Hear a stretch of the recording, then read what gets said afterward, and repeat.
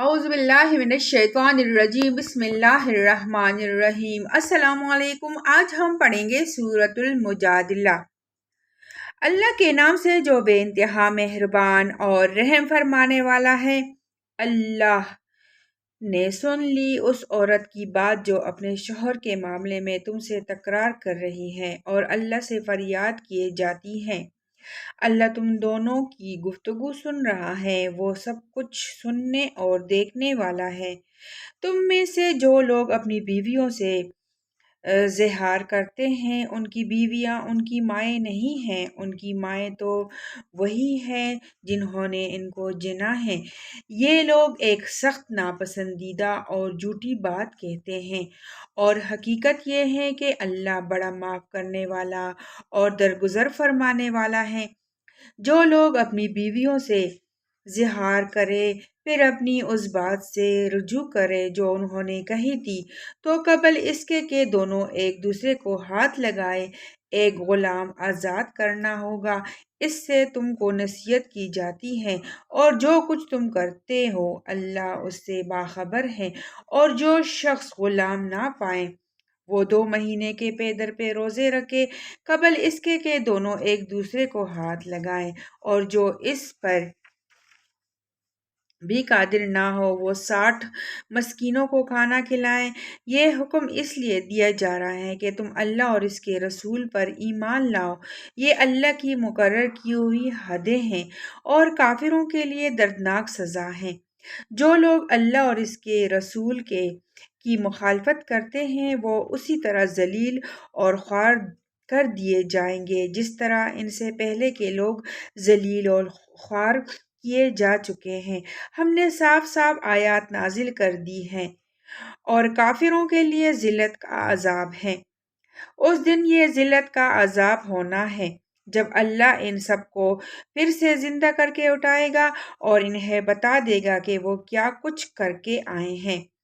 وہ بھول گئے ہیں مگر اللہ نے ان کا سب کیا دھرا گن گن کر محفوظ کر رکھا ہے، اور اللہ ایک ایک چیز پر شاہد ہے۔ کیا تم کو خبر نہیں ہے کہ زمین اور آسمانوں کی ہر چیز کا اللہ کو علم ہے؟ کبھی ایسا نہیں ہوتا کہ 3 آدمیوں میں کوئی سرگوشی ہو اور ان کے درمیان چوتھا اللہ نہ ہو، یا 5 آدمیوں میں سرگوشی ہو اور ان کے اندر چھٹا اللہ نہ ہو۔ خفیہ بات کرنے والے خواہ اس سے کم ہو یا زیادہ، جہاں کہیں بھی وہ ہو اللہ ان کے ساتھ ہوتا ہے۔ پھر قیامت کے روز وہ ان کو بتا دے گا کہ انہوں نے کیا کچھ کیا ہے۔ اللہ ہر چیز کا علم رکھتا ہے۔ کیا تم نے دیکھا نہیں ان لوگوں کو جنہیں سرگوشیاں کرنے سے منع کر دیا گیا تھا، پھر بھی وہ وہی حرکت کیے جاتے ہیں جس سے انہیں منع کیا گیا تھا۔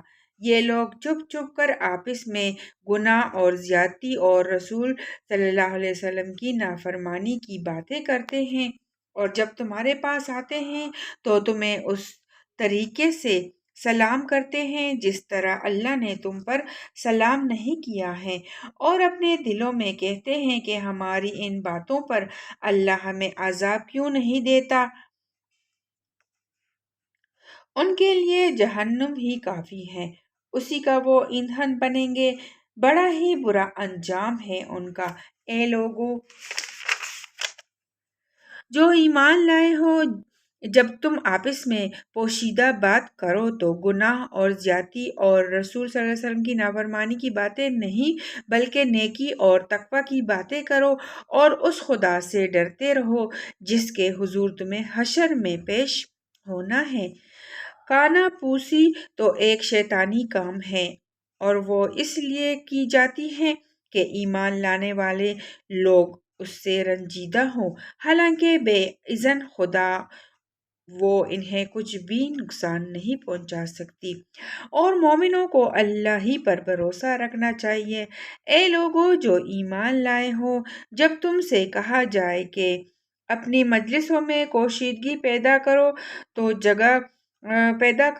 جگہ کشادہ کر دیا کرو، اللہ تمہیں کوشادگی بخشے گا، اور جب تم سے کہا جائے کہ اٹھ جاؤ تو اٹھ جایا کرو۔ تم میں سے جو لوگ ایمان رکھنے والے ہیں اور جن کو علم بخشا گیا ہے،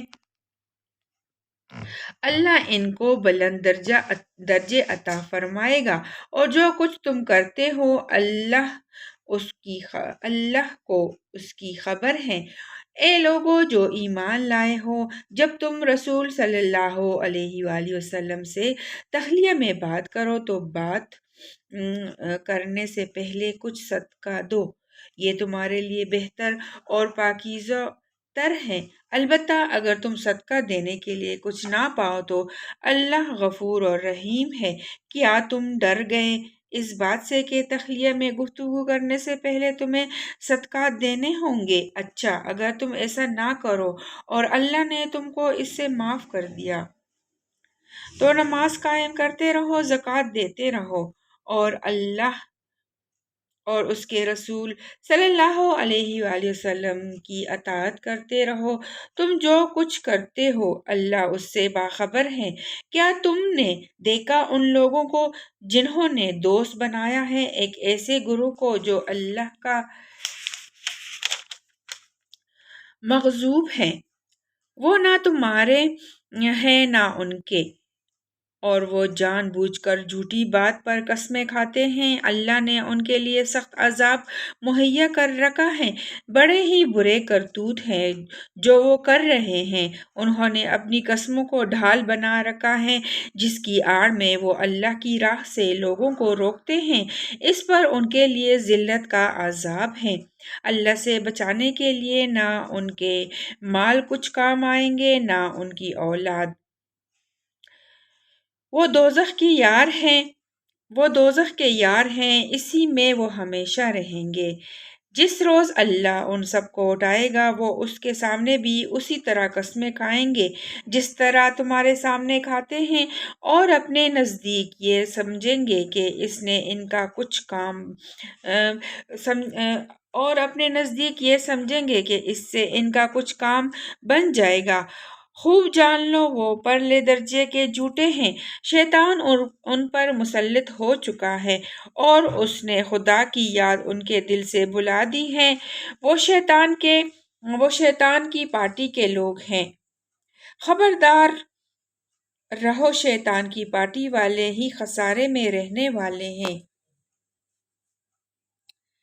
یقیناً ذلیل ترین مخلوقات میں سے ہیں وہ لوگ جو اللہ اور اس کے رسول صلی اللہ علیہ وآلہ وسلم کا مقابلہ کرتے ہیں۔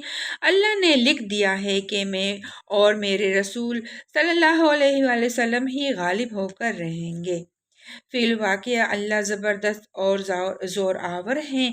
تم کبھی یہ نہ پاؤ گے کہ جو لوگ اللہ اور آخرت پر ایمان رکھنے والے ہیں وہ ان لوگوں سے محبت کرتے ہوں جنہوں نے اللہ اور اس کے رسول صلی اللہ علیہ وآلہ وسلم کی مخالفت کی ہے، خواہ وہ ان کے باپ ہوں یا ان کے بیٹے یا ان کے بھائی یا ان کے اہل خاندان۔